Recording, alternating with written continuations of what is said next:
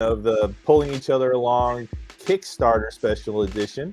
And welcome. We'll probably take just a few seconds to let some folks gravitate to their Facebook pages and all that stuff. We got really just I don't know, probably one of the most wonderful guys we've ever had on our show, and just seems to be about as nice a guy as he can be. He's a little mobile right now, but for those that you'll be watching this either live or now, join in on the chat.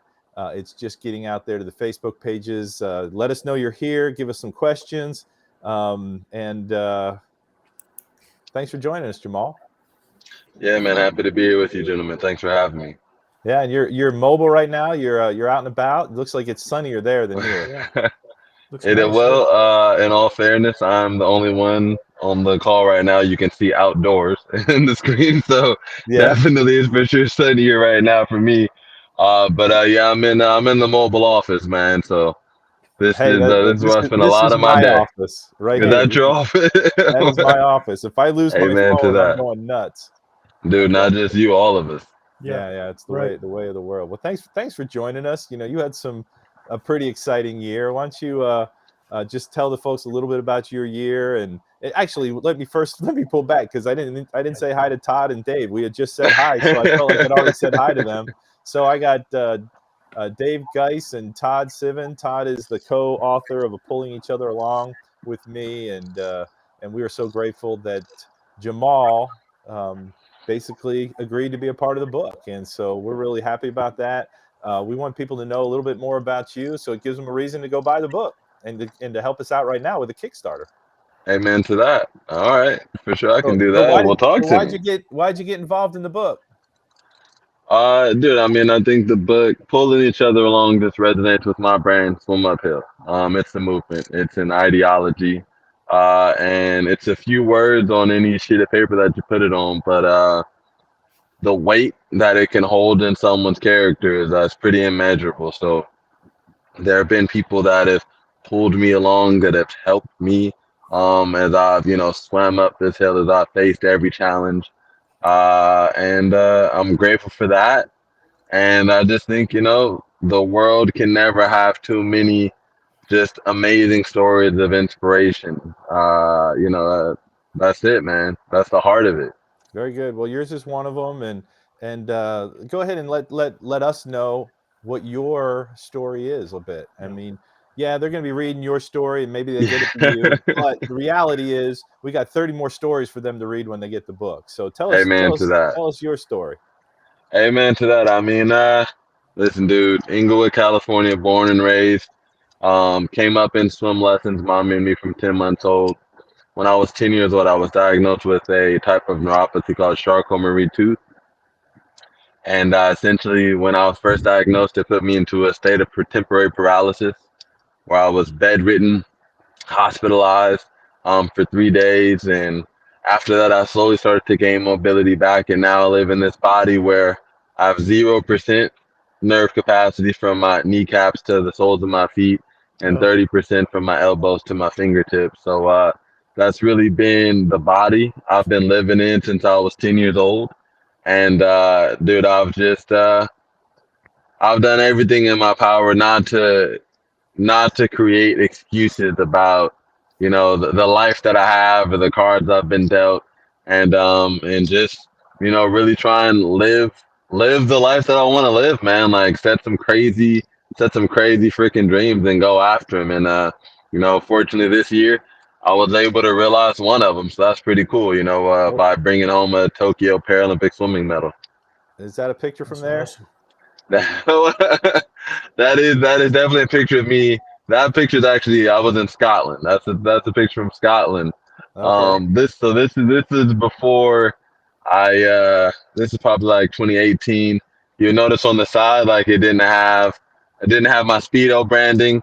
It didn't Ah, have like the Team USA marks on the side. So that's when I first made the team. That was probably one of my first international competitions. But that's still the same energy, dude. I'm always shaking people's hands at the end of the race. Spirit of collaboration over competition for sure.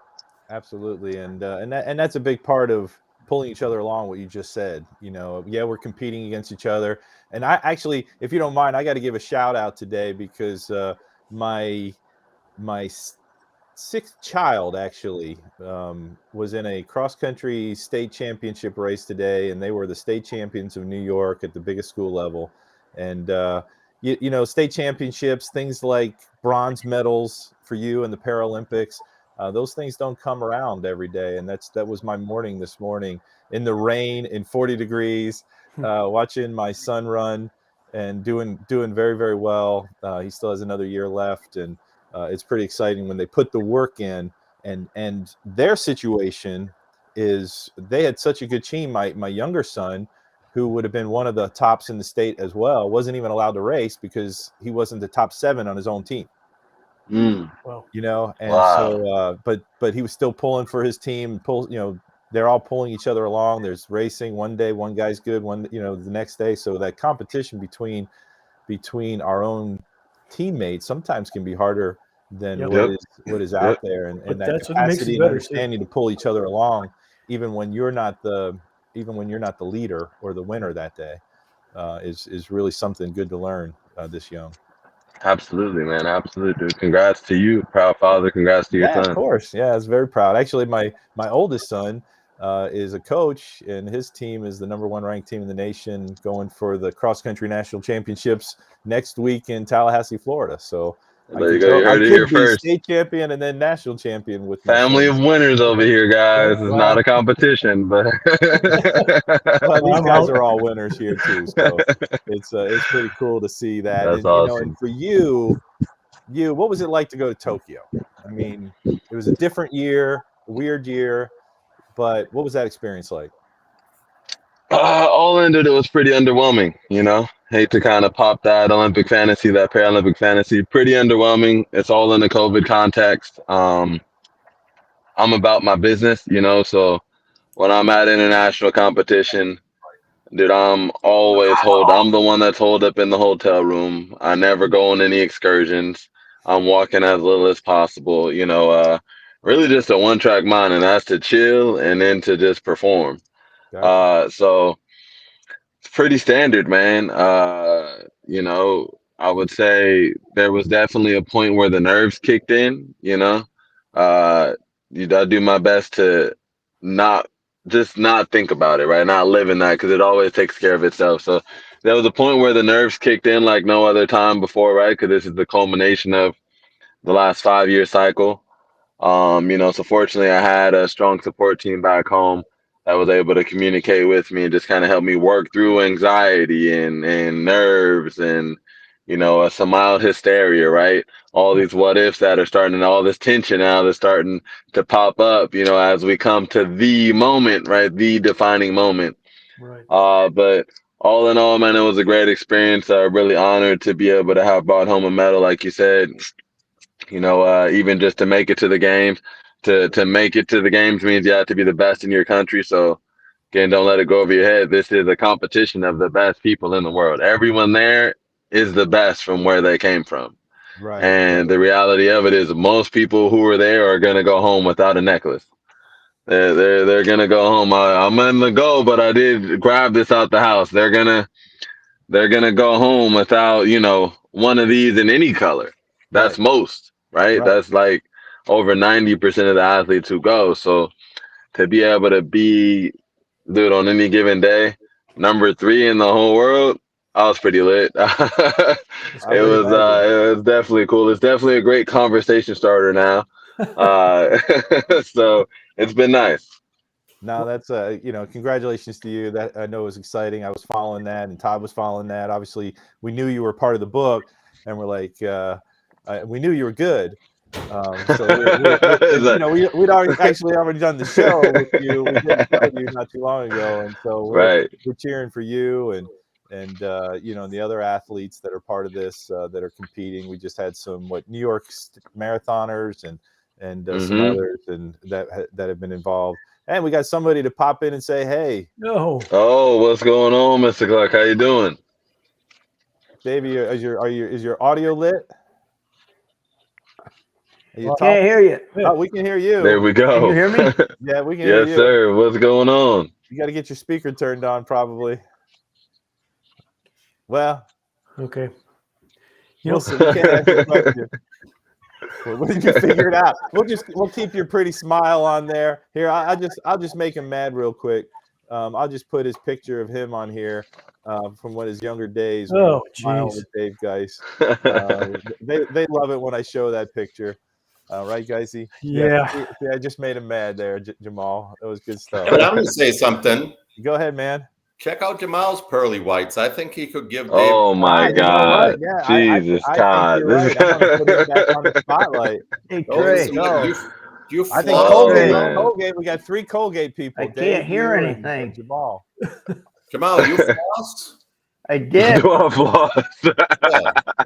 I do floss, yes, sir. Okay, that's the key. Oral hygiene is very important for sure. That's the key, I would say. Yeah. Yeah, man. Nothing worse than meeting one of your idols or meeting a Paralympic bronze medalist and listen, either one, they got something in their teeth, or two, and the worst thing that can happen, their breast stink. Listen, Oh, it's that's the quickest way to be dethroned as somebody's favorite person is to have stinky breath. So keep your oral hygiene up. And that is what pulling each other along is all about. We can't forget the basics. A whole new twist.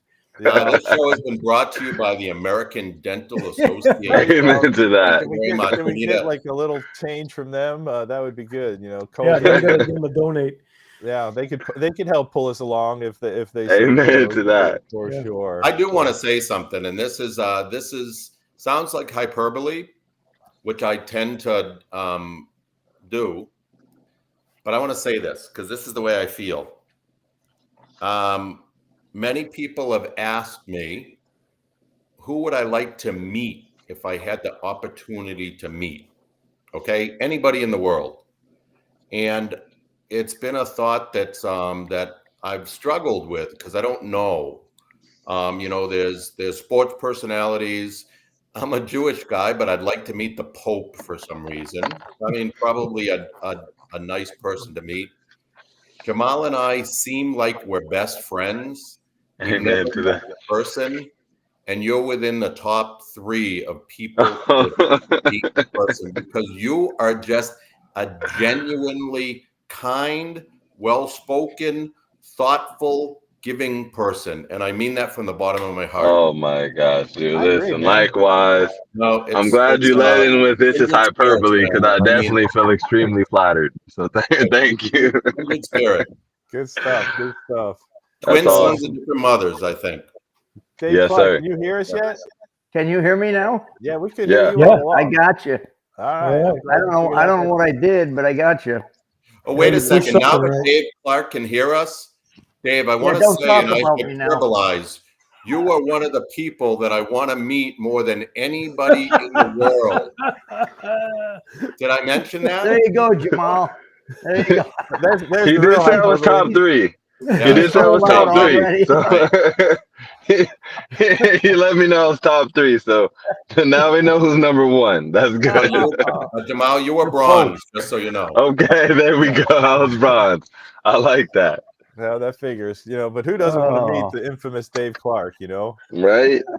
Yeah, it's overrated. It's definitely overrated, right? It's definitely overrated. No, yeah, no doubt. You guys are funny. I don't know personally, Dave. I'm just the reviews. The reviews are coming in. The reviews are coming in. That's for sure. So, So I do have anyway, a serious question for a second. all right, go ahead. Jamal, you can't feel below your knees and Mhm. only 30% from your elbows to your fingertips, right? Yes, sir. Dave, how do you compare to that? I know yours is not a neuropathy per se, but I want to understand the difference between the 2 physical challenges. You're asking me that, Todd? I'm asking you both, really. Yeah, polio is a neurological disease, but it does its damage and then goes, and there's no lasting. At least in my situation, there's no lasting lack of feel. It's a lack of strength. in the damage that the polio did to the muscles that it affected. For instance, growing up, all through my life, the left side has been weaker than the right. My left foot is actually smaller than my right foot. So polio is like a heavyweight boxer. It drills you, it does its damage, and then it's over. And some of the damage is lasting. And in my case, you know, a lot of the damage was in the legs and the left side, the left arm. Thank God it left my right arm. Wish it had taken my right arm instead of my left, so I could have pitched left-handed instead of right. But you know, so in that respect, it's not like where Jamal doesn't have a feeling. I have feeling all over. You know, you stick a needle in my left side, I'm going to react. But I can't stand on my left leg because there's very little muscle there. So that's why I wear a brace with a lock at the knee on my left side. So that's the polio effect. Mm-hmm. So to equate that with Jamal, I don't know where that fits in because I do have feeling. It's just that it's very weak. Where and now that I have post polio, it's become even more of an issue because the post polio has weakened even the good muscle that was left now. The post polio has weakened that, which is why I don't use the crutches as often. You know, I use my scooter. I used that starting in 2000, and more I'm using that on a daily basis because there's no doubt that the post polio is accelerating. And I think COVID, the period of time in COVID when Doug and I were pretty much shut down and weren't doing a whole lot, the post polio really accelerated. So anyway, I don't know how Jamal can equate to my situation either, because you just don't have feeling, correct, Jamal? Somewhat. I think it's probably you know, it's probably more in the same family than we would think because it is neuropathy also, right? So someone sticks a needle in me, I feel that, right? Someone kicks me or something like that, I feel that. However, if someone, you know, if a doctor, that's the only person I would allow to do this, were to like poke me with an electric prod, I would have no reaction. Right. So like or even something as simple as like we've all seen it, right? The doctor bangs your knee and your knee flies out, right? I can feel contact being made with my knee, right? He hits it hard enough, it's gonna hurt. But again, just like you, it's not necessarily so much physical, it's neurological. So like that bang, right? It gets perceived by the body as pain, but it never gets perceived by the nerves, right, as a stimulus. Yeah. So I don't know if that answers your question, Todd. Yeah, it does. Jamal, yours feels to give a non-impacted person the understanding. Is it your limbs are asleep? Like, does it feel like when we hit our funny bone or when our legs are asleep, or do you feel? I would say no, it's not like because even when you're asleep, when our limbs are asleep, there's a sense of numbness to it, right? Yeah. Like you can bang it against something, you're trying to wake it up, right? So it's not exactly that. On a day-to-day basis, I mean, I can feel, you know, I feel pain. Now is it the same way other people do? Not necessarily, right? Like my extremities, for example, and it's all kind of convoluted and complex, you know, with science and medicine. I don't know who really knows what they're talking about, but like the temperature from my feet, so let's just say from my feet to my calves and my body is a 20-degree difference. Really? Wow. Yeah, like, so 20 degrees. you leave my thighs where there's pretty much the last trace of neurological activity in my legs, and you move into my calves. We're already looking at a 10 to 15 degree difference, and then we're in my ankles and my feet. It's a 20-degree difference. So 98.6 down to 77s and 75s in my lower extremities. So blood So isn't right, even flowing through there. so blood is exactly the Right. blood flow. Like there's definitely a level of muscular atrophy and things like that. So I mean, like I said, I think all of these neurological diseases are obviously, related in some way, shape, or form. That's why they're neurological diseases. But yeah, to just someone unaffected, it's tough, man, because I'm kind of falling into this realm of invisible disability, right? There's nothing necessarily about me to the naked eye that says I fit someone's right perception or stigma of an adaptive athlete or of a disabled person or whatever the PC term is these days, right? So it's yeah, I don't know, it's kind of tough to wrap your mind around, and that's part of why. Shoot, I kept it in the closet for like 12 years of my life, just the fear of not only being misunderstood, but worse, being called a fraud. I was going to definitely ask you that question because you are in that vein of having a disability, but I can pull up some pictures that I pulled up you, and from somebody else's vantage point, you're a pretty good looking guy. Obviously, so, here you go. She's putting her arm around you a little tight there, and This guy. who is that? That's Caitlin Sandino, former Olympic champion. There you Yeah. go. And she's grabbing onto you pretty tight. So and I was going to ask from that perspective, because a lot of people with intellectual challenges, mental illnesses, mental struggles, they are kind of the same thing. You don't know they're struggling. You don't know, they don't look like it. You just think maybe they're having a bad day, or they were a jerk, or worse in your mind because of the way they acted.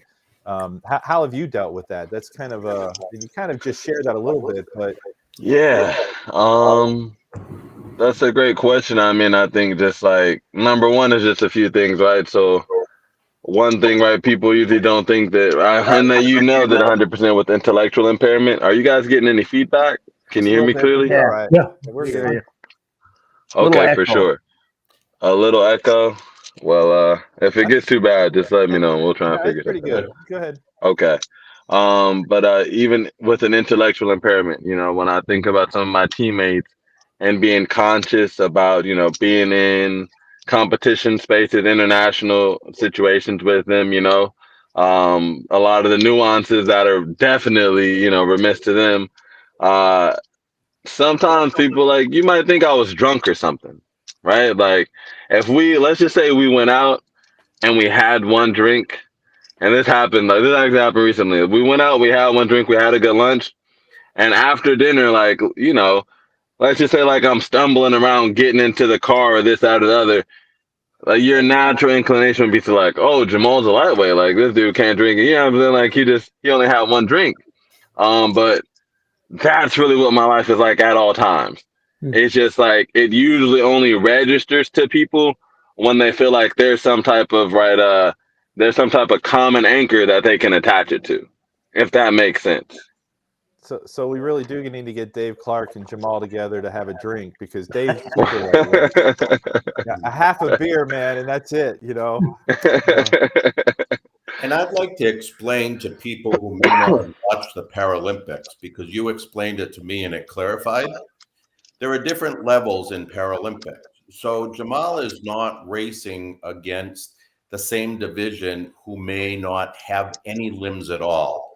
There's multiple divisions. So the table is not, the deck is not stacked in his direction.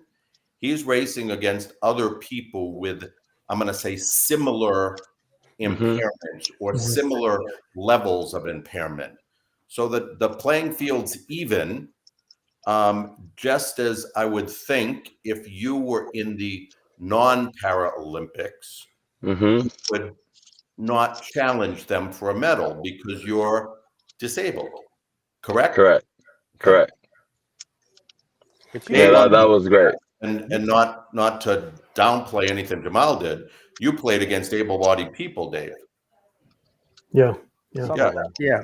So Yeah. a slight difference, but again, not to discredit anything, just to make it clear that there are different levels of disability in the Paralympics. Right, but you were competing Absolutely. against able-bodied growing up, correct, Jamal? Oh yeah, for sure, for sure. So like high school, college, post grad. I Yep. mean, to this day, I compete. I compete against whoever. Competition is competition. But yeah, definitely when we're talking about the brand, the movement that is the Paralympics, the United States Olympic and Paralympic Committee on that level, yeah, it is definitely exclusive to adaptive athletes. And my competition class, as best as possible, is fitted with people with similar disabilities. Right. Now let this audience know a little bit. I know we had a podcast a few months ago, but you are also highly involved with something called Swim Uphill, correct? Mm-hmm. Yeah, And yeah. So swim up. Oh, go ahead, go ahead. yeah. So what is that? Go ahead. That was my For lead. sure. So swim uphill is my brand. Swim uphill is a movement. Um, more specifically, one arm of that is the Swim Uphill Foundation, where we're working to teach a million people a year how to swim all over the world. And yeah, it's really kind of been my baby the past 4 years. We have some amazing partners. I actually just did a really cool event with the organizing committee from LA 28, the LA 2028 Olympics in the city of Los Angeles last Saturday. So we're doing some great things. Just kind of as that goes right now, we're in a period where we just got a major sponsor. We're working on rebranding. We're fundraising. We're going into our first round of hiring for a new executive director, a couple of key staff personnel, and I'll actually be moving on to be the president of the board. So excited to see this mission moving forward. It's always a pleasure, when you finally have the honor of, fully working on it and not working in it. And this one especially, obviously, like, dude, the Swim Uphill Foundation is not about money, right? That's 100% about service and freaking changing this, improving the world. I've been saying that lately. Too many people talk about changing it. Let's get specific. We need improvements, All so right. improving the world. So dude, it's a great place to be. I mean, anyone who is interested in activating their philanthropy and being more of service, whether it's specific to swim education or not, I'd say the Swim Uphill Foundation is still a great place to start. If you're just looking to make a positive impact on this world and underserved communities. Right. And, And and we I all might- know. Go ahead. I'm sorry, Todd. Dave. Go ahead, Todd. I was, I grew up in a middle class lifestyle. So I don't think about some of the challenges that an inner city community faces with swimming. Can you throw some numbers out there? Because you boggled my mind regarding the number of people, children and adults, who never learn to swim. Yeah, for sure. Just to really give you some better context about this, I would say, dude, I mean, so number one, I think the main thing is with our mission, it's a global mission, right? Obviously, you always start at home. We're starting at home. But in the United States, about 3,500 people drown every year. Most of those are low income individuals. Over 80% of them are going to be black and brown people, people with black and brown skin hues. But again, it's mostly a socio-economic problem. But right after that, it's a cultural and race problem. The interesting thing though is America again, dude. Like, you guys know, and if you don't know, you should know. Like, anything that we're really struggling against here, even we all live pretty pampered lives, right? We may not be rolling up in Rolls Royces just yet, but we live pretty good lives, even some of these youth in the inner cities, compared to our global community, a lot of them live really good lives. Around the world, dude, nearly 1 million people are drowning every year. Less than 1% of global drownings happen in the United States. But in those international communities, again, low, middle income countries, mostly reflecting black and brown culture. So That's really what this is, man. It when you kind of look at it from that scope, it's a class problem, it's a class issue. And it's not so much, I think, at this point, at least in the United States, about having access. Access, I think, is a scapegoat when we talk about nationally. What we need is better bridges. We need better people like myself to connect the opportunities that exist with the people that they're meant for, even though those people may or may not be interested in them from the person it's coming from, right? So we need better bridges. But then, yeah, when we talk about the international community, ultimately, yeah, we need better systems all the way around. Swimming is not this rocket science, need a bunch of money, a bunch of time thing to get done, right? It's quick, it's simple, it's easy, it's fun, and that's really the fantasy that the Swim Uphill Foundation builds into. Very good. And you're sponsored by Speedo. Am I correct in saying that? Correct. Yes, that is That's pretty cool. that is yes. Speedo is a sponsor. That's Nah, hard to get seriously, better in dude. swimming. I mean, even non-swimmers know Speedo. Yeah, man. Yeah, dude. Listen, love Speedo, an amazing brand. We've been partnered, or I've been a sponsored athlete for almost 9 months now. So they were able to pick me up right before Tokyo. Great decision, Speedo. And we'll be together. Hope we'll be together as long as it makes sense. As long as we can continue to just as long as I can continue to add to the Speedo legacy, and as long as Speedo can continue to add to the Swim Uphill legacy. But they've been a great partner, and they're definitely they're definitely involved with the foundation. I think that was definitely a value proposition, a value add when bringing me on. But dude, I tell the people, I tell the reps at Speedo all the time, like, look, I'm with you guys. You already know I'm rocking Speedo on the deck, but you gotta understand, like, just because we're under contract for whatever sports we're doing, like, dude, you don't own the Swim Uphill Foundation. This is bigger. If this was just a Speedo thing, then it wouldn't be a problem, right? You guys would have already solved it. And I tell that to any partner or sponsor that's involved with me, because by default they're involved with my philanthropy. They're involved with my service. So just highlighting that fact that, dude, this is not about it being your thing and you being able to just put your name on it. This is gonna take a lot of people. And so we're constantly being challenged in how do we bring these big brands together under the same roof, under a great cause without devaluing their brands, right? So yeah, Speedo's great, man. Speedo's family. That's great. So I want to segue because we had Rocky Blyer, and some of the audience may or may not know who Rocky Blyer. He was actually on our episode Thursday night. Rocky's also in the book, and we put together on the Kickstarter a Rocky Blyer special. All right, and 2 of those have already gotten eaten up. There's a third one, and we'll hopefully make some more as the Kickstarter goes forward.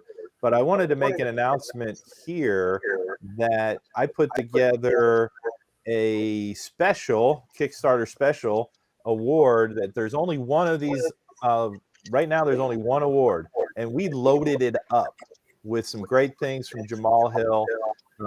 Signed book of the upcoming Pulling Each Other Along book. We got signed Speedo swimsuit. We've got a recreational hat from Swim Uphill, autographed photo. You know what? I put in here Zoom. I think I checked with you, but a 15-minute Zoom meeting. Whoop! I hit the wrong button. There you go. Zoom meeting with you to meet you one-on-one. We got T-shirt. We got the hoodies. We've got I don't know, Dave Clark. Do you want to meet somebody for 15 minutes? We could probably throw that in there if they want. But so we only got one of those. No. Specifically on Jamal Hill. Heck So, no. I They like couldn't that. take him for 15 minutes. So I appreciate you helping us make that happen. But we went ahead and just loaded it up with a bunch of stuff. So if there's somebody out there that wants to help out, that's the Jamal Hill special on the Kickstarter. You can go to pullingeachotheralong.com to get a link to the Kickstarter. Help us out there. One of the things, like you were just saying earlier, it's about one person. If we can get one person, because we got 31 great stories that are going to inspire. How do we just get one more person to be inspired? And if 31 people can get 31 people, obviously we know the ripple effect of those things. And it seems like you're living that life of getting one person. And, you know, our sports camps that Dave Clark and I put together with Dave Stevens and a whole bunch of other people, we know the impact that they have on those one person. And we want to just get one more, you know, just go out and get one more. Yes, sir. And keep getting that one more. And we're asking people to help us to get that one more.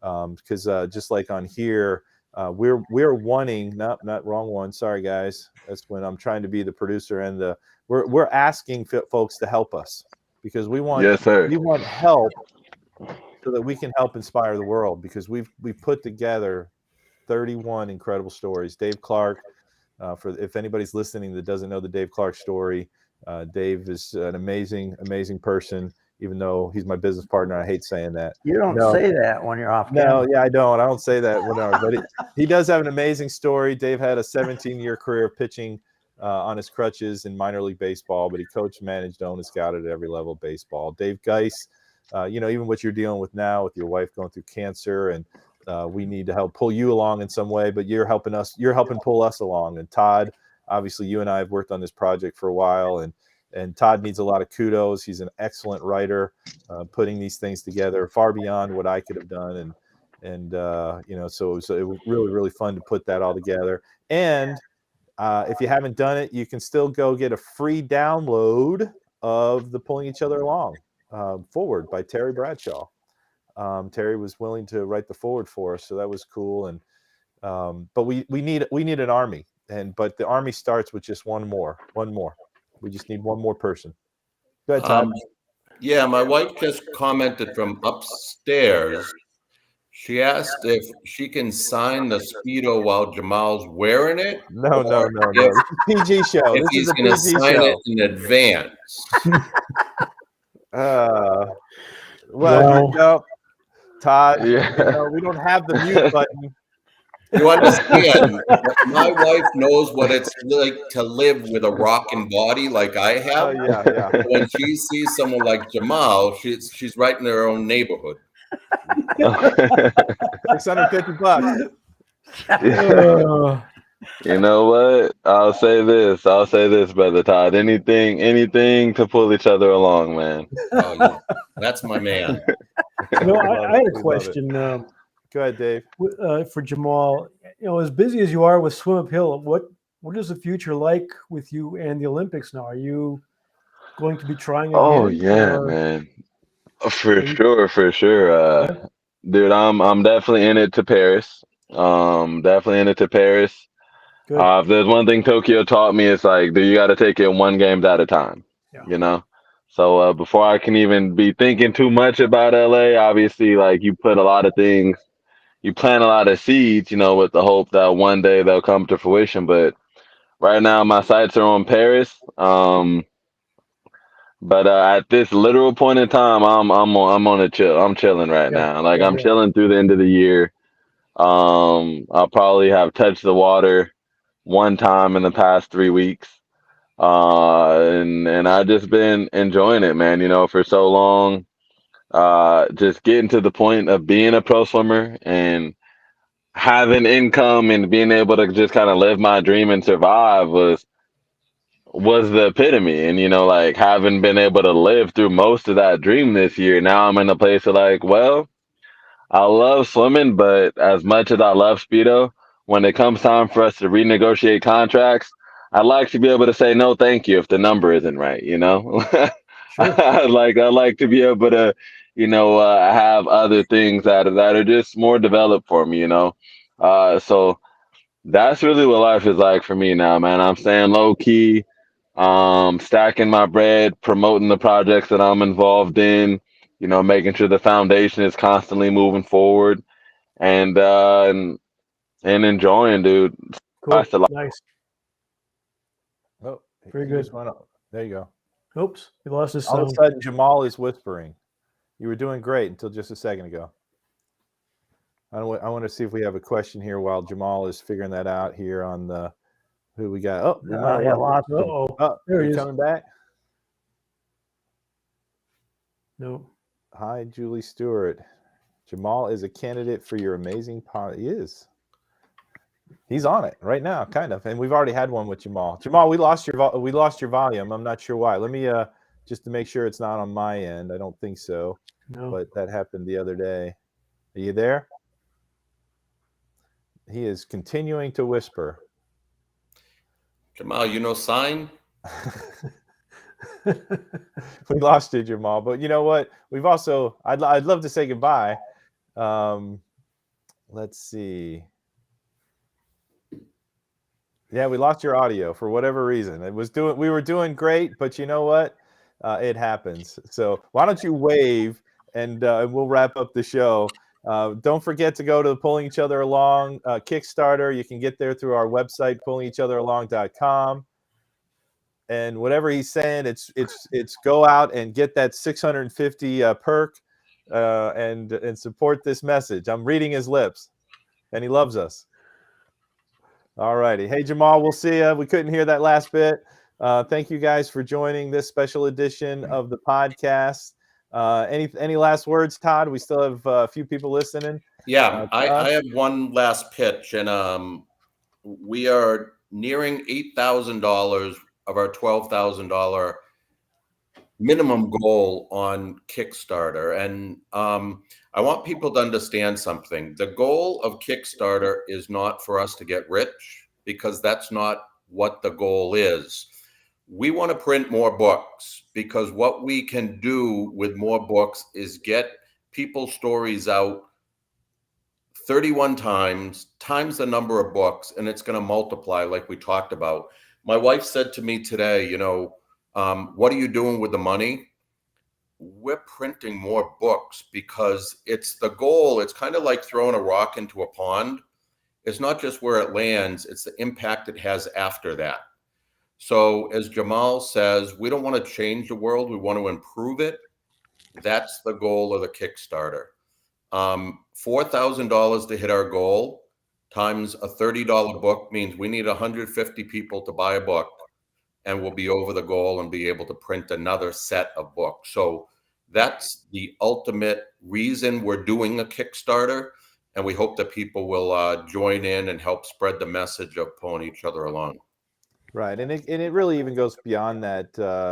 You know, we $12,000. You know, especially in today's world when we're going to the grocery store and it costs $300 just to buy a half of cart full. It seems like money is not our end goal, but it does take money to make these things happen. You can't print books for free. I haven't figured out how to do that yet. But you know, there's a whole plethora of other things that I think can take off with pulling each other along that are so beyond what we can even think of, because this is one thing that I believe people can actually agree upon. There's so much out there where we don't agree upon. This is something that we can all agree upon. And we all need to help each other. We all need to find those commonalities and go forward. And we're asking for your help to get this message out. We got 31 stories. Literally, we could probably have just times that by 10, and we could have 10 books done, because these stories are actually coming to us now. But now we need success in the book so that people will want to package it in this way, and we can help pull each other along. Because just if I can end, I assume everybody's seen this video, but there's a reason I want to watch it again, is because I'm going to start asking people through email, through Facebook, whatever, to share a link that I put on our Facebook page, Pulling Each Other Along, and it's this video, which I'm going to play right now, and I'll come back in just a minute. We'll wrap up.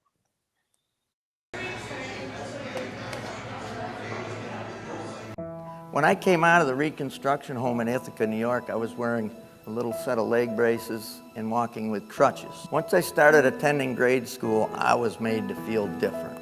We had a field trip slated for first grade, and it was walking, maybe 5-6 blocks. I was deathly afraid of holding the class up. Our teacher had told us 2 weeks before this was going to happen, so for 13 straight days I've got anxiety and I'm getting nervous about this thing coming up. Day of the trip, one of my little first grade classmates, and I never forgot his name, Ernie Pound, pulled his little red flyer wagon up and he said, "Dave, jump in, I want to pull you." That changed that whole day for me, made it a fun trip, enjoyable instead of the anxiety. It all washed away when Ernie brought his wagon up. Unknown to me, they had found him. And who's this to? Ernie Pound. You found him. I can't believe it. Thank you very much.